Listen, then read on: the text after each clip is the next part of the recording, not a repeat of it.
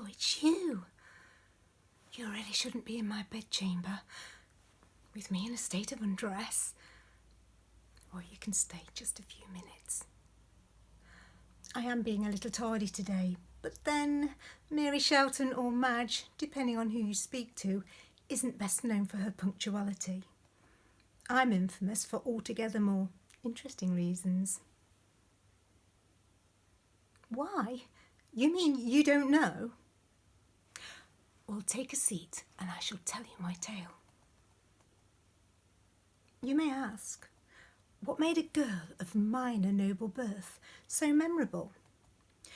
Well, apart from being renowned as a beauty, there is a portrait of me, so make up your own mind.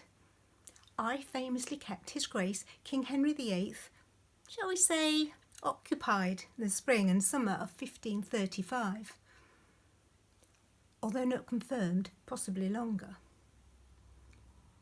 Was I placed there by my mistress and cousin Anne to prevent her husband's wandering eye landing on one outside the control of the Boleyns?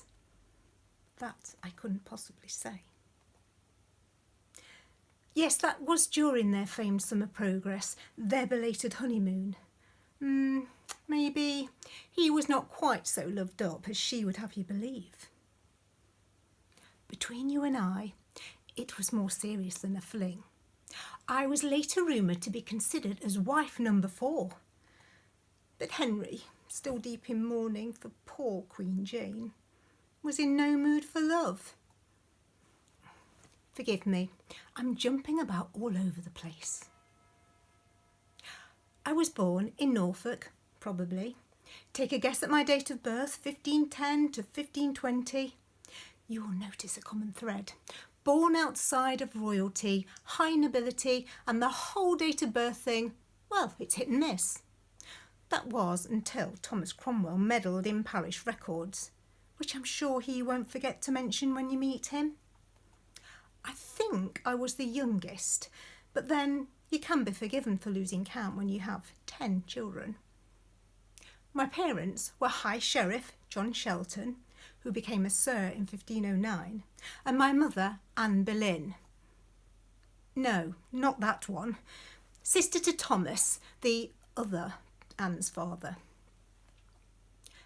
Now, just to be clear, the jury's out as to whether it was me or my sister Margaret who was the pretty Madge referred to at court.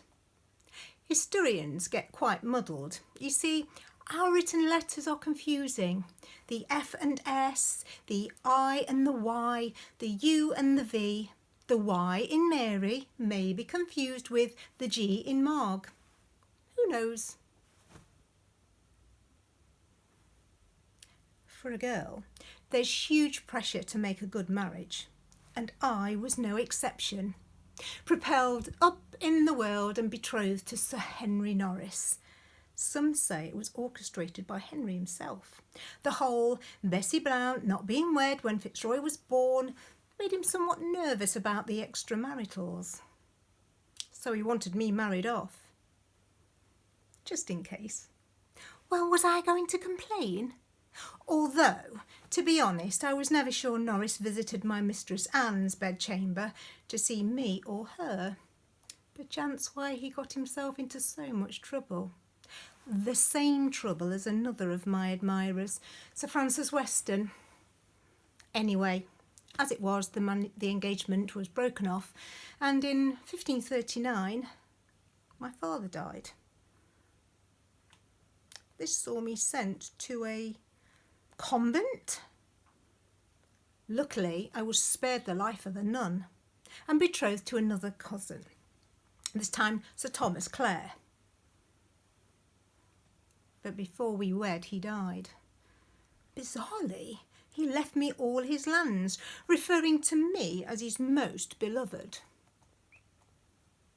Third time lucky, the following year I married Lord Anthony Heavingham, another cousin.